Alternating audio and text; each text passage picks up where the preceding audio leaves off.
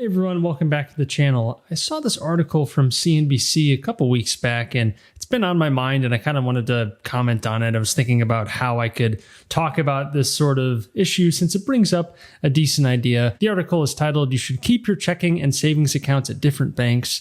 Here's Why." And it gets into this very simple but pretty powerful point about adding friction. So you split your paycheck between having your savings account at one bank and then your checking account at another one, because this trick works because it adds friction between you and your money. That is, it's harder to access if you have your savings account and your checkings account in the same bank. Typically, it's very easy to just send it from your savings to checkings instantly in many cases. That's how it is with the bank I use, Ally Bank. They have free accounts you can set up. That's just one example. The fact of the matter is it's very easy to access your money even though you technically have it in two separate accounts. And the idea of a savings account is that it's less liquid and you're ideally using it to actually save up for something, not spending it freely like you would with a checking account. That's the idea.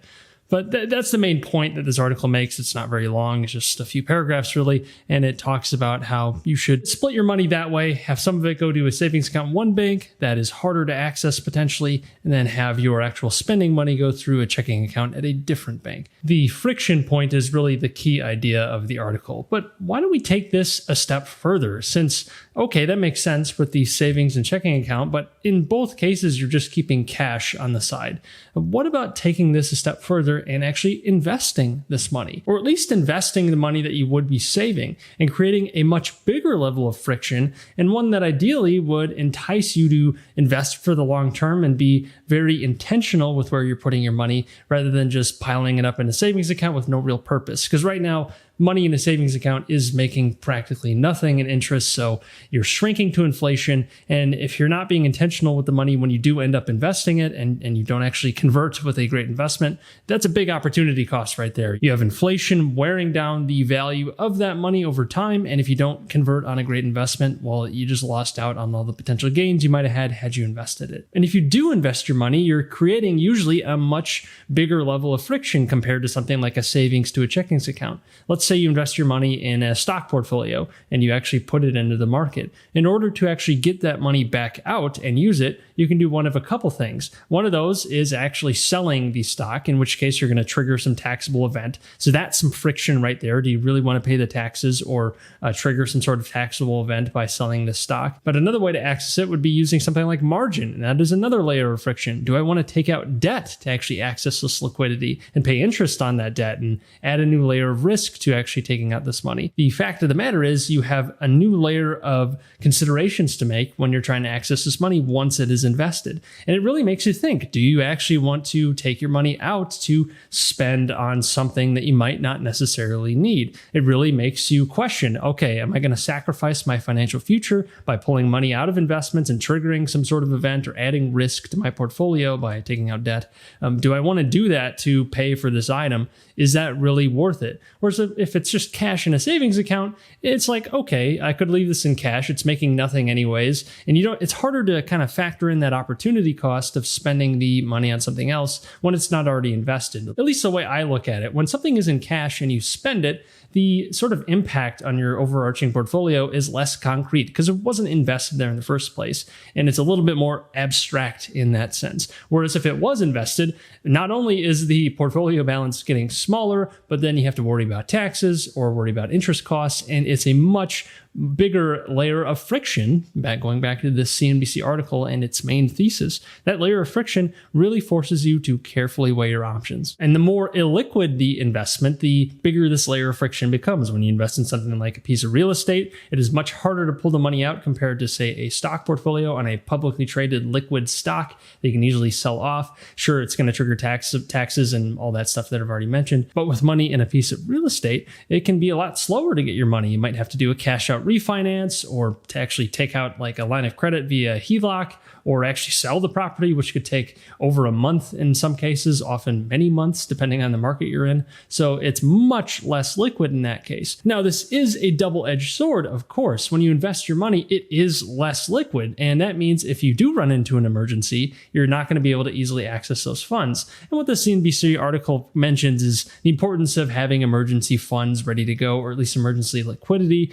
I would argue that you don't necessarily need to have a massive pile of cash, especially as your portfolio grows, since you can access money in your portfolio in a true emergency. And kind of to this friction point, the harder your money is to access, the more you are going to scrap and try and figure out a way to get through the situation without touching your other assets, because everything's already invested and it's more difficult to access that money. But of course, this isn't to say that you should get reckless. You shouldn't over leverage. You shouldn't put yourself in a position where you actually can't meet very basic expenses or emergency expenses should they arrive. You should always have insurance as well, just to make sure that if those big expenses arise, you're going to be covered there. So it's not to say that you shouldn't have a basic financial regimen, but think carefully about how you're actually allocating your cash. Do you want to leave a giant reserve fund right there? Maybe if you have a lot of debt, that's going to be more important than if you don't have any at all.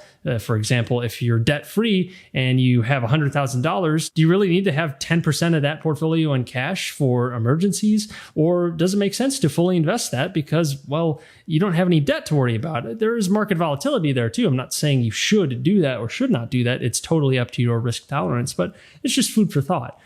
The actual position you're in, you got to look at the whole picture when you're making this sort of call. Now, if you are comfortable with the risks of losing that money in the short term because of volatility in whatever investment it is, then you might be a lot more aggressive. You might lean towards investing that money more aggressively, at least compared to someone who might not be, or who might have a lot more debt. In my case, for example, I always keep reserves for my real estate deals, but am otherwise almost fully invested. I really don't have a lot of cash lying around at any given time, unless it is about to be put into an investment or used towards debt paydown. Since I do have quite a bit of debt, thanks to being in real estate, there's a lot of great debt options out there, but debt you got to be careful with, since when you add any amount of debt into any investment, it is inherently adding risk, because if the investment falls in value, the debt is staying there and you're going to need to pay that debt back at some point. So you always have to be very careful. So even though I am relatively fully invested, I'm not really counting the fact that I always have at least a few months worth of loan payments, a capital expenditure budget, a vacancy budget in the event that things go wrong with properties, since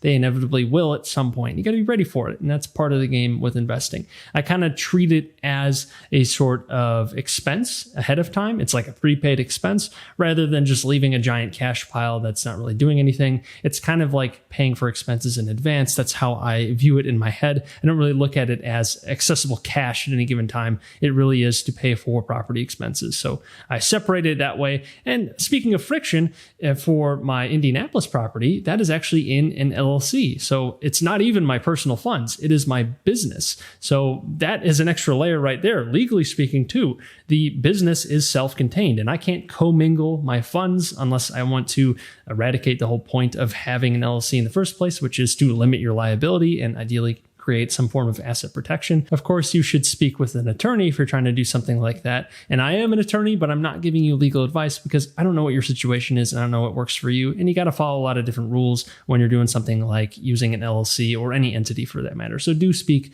with a licensed professional in your state or wherever you're from. But anyways, that's an extra layer of friction right there. And it makes it much, much harder to access that money because it has to go up the stream through the actual business accounts and then finally into my account as a distribution if I want to take that money out. Otherwise, I'd rather just leave it in the business, let that reserve pile grow a little bit more, and then maybe let an actual cash pile grow to actually make more investments later on. That's how I would do that within the business account. But that's not really throwing off a huge amount of cash relative to my expenses and income yet anyways. So once that starts getting bigger, my considerations might be different there. But the fact of the matter is there is a lot more friction with keeping something in a business account, generally speaking, compared to keeping it in your personal checking account or your personal savings account. Now, while this CNBC article is off to a great start, I do think you should automate as much as possible and create that layer of friction so you have less control, less direct control over your money, but not in a crazy way where everything's out of control. But it's the fact that it takes some extra steps to actually get that money. Not that it's impossible to get by any means. You should always still have access and be able to take that money out, because otherwise,